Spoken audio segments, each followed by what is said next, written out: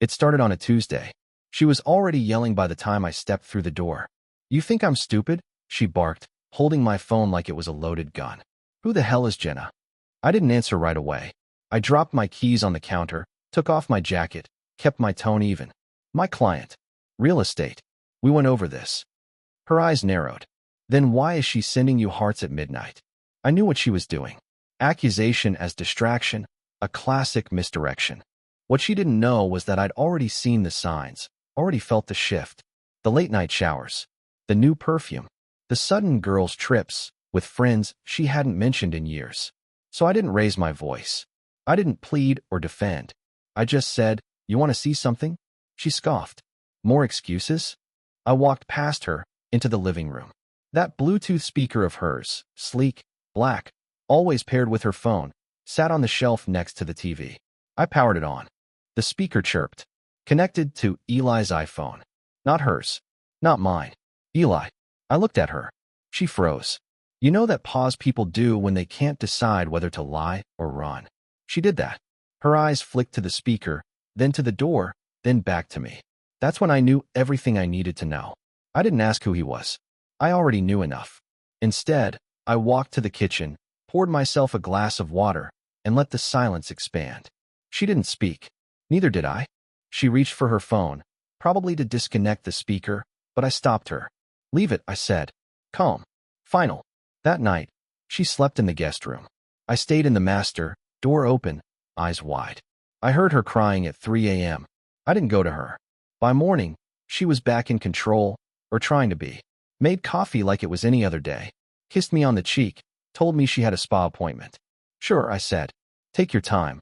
The second she left, I opened her laptop.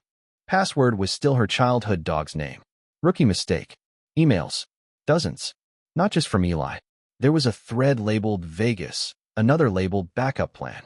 Most were with him, Eli, but the content was worse than I imagined. She wasn't just cheating.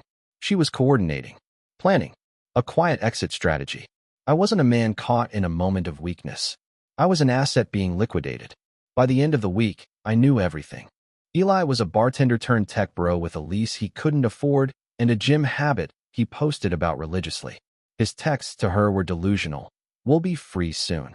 Once you get the settlement." He won't see it coming. She replied with emojis. Kisses. Promises. But the best one, the one that locked it all in, was 2 days before the speaker incident. She'd written, "He's acting suspicious. I might need to flip this before he does." Flip this. Like I was a stock about to tank. I didn't confront her. Not yet. I copied everything. Emails, messages, cloud backups. I transferred the files to a hidden drive and locked it in my office drawer. Then I started preparing. First, I called Marcus, my lawyer.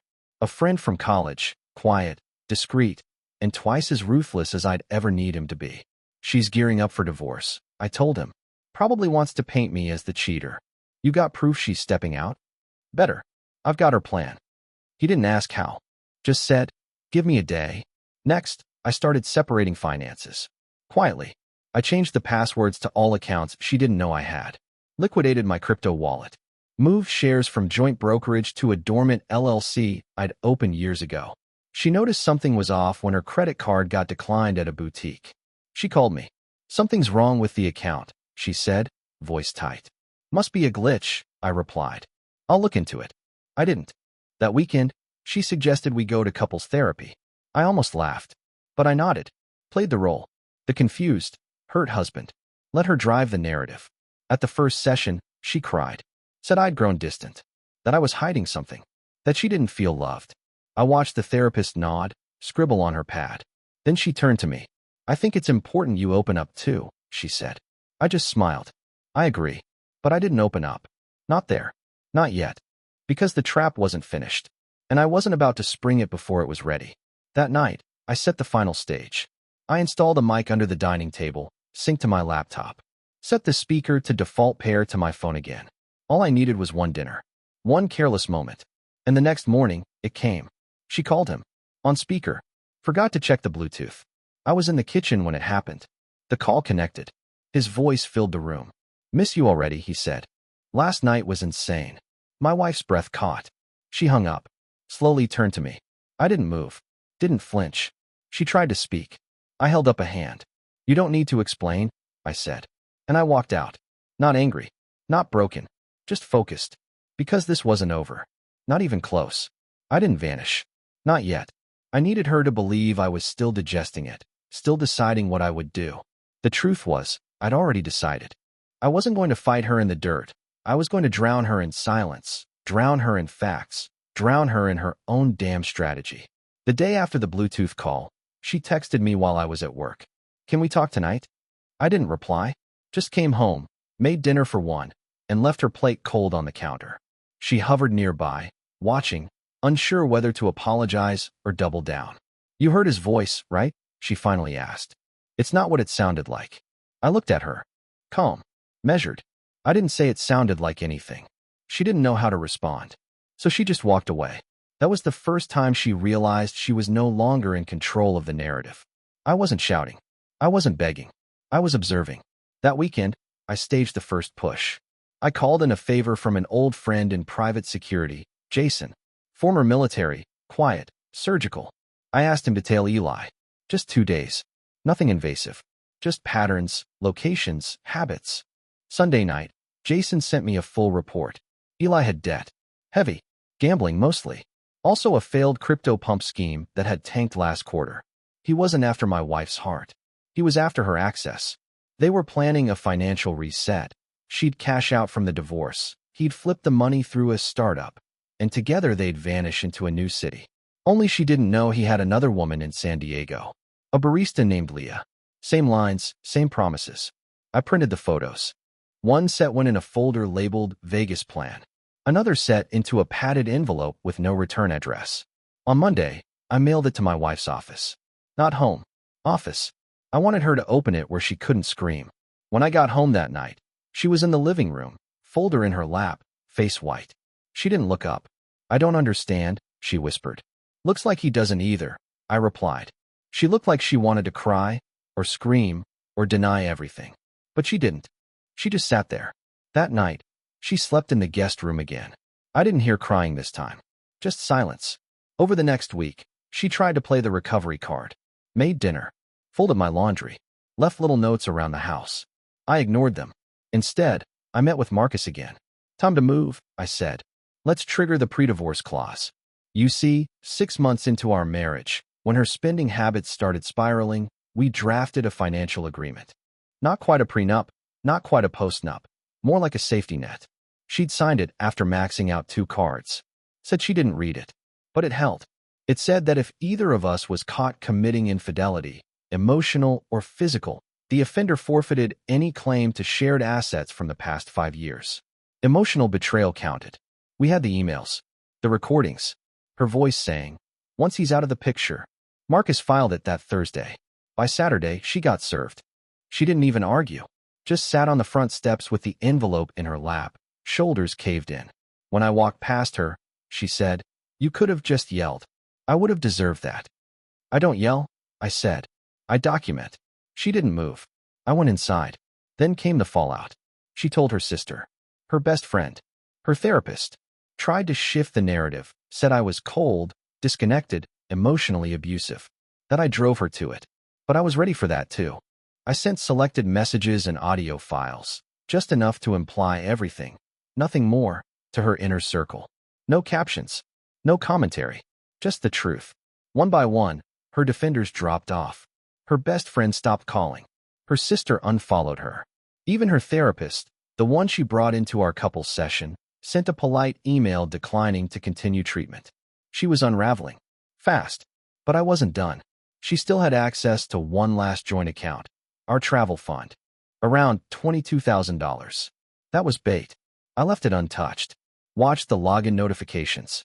On a Tuesday morning, 3:14 a.m., I got the alert. Withdrawal request for the full balance. She was running. But she didn't know I'd already flagged that account for fraud protection. The request triggered an automatic lock and internal investigation. By noon, I'd frozen the account completely. By 5 p.m., I had all funds rerouted to my private trust. She came home that night furious. Slammed the door, threw her keys. "You locked me out? You can't do that." "I didn't," I said. "The bank did. Said the activity was suspicious." You're bluffing.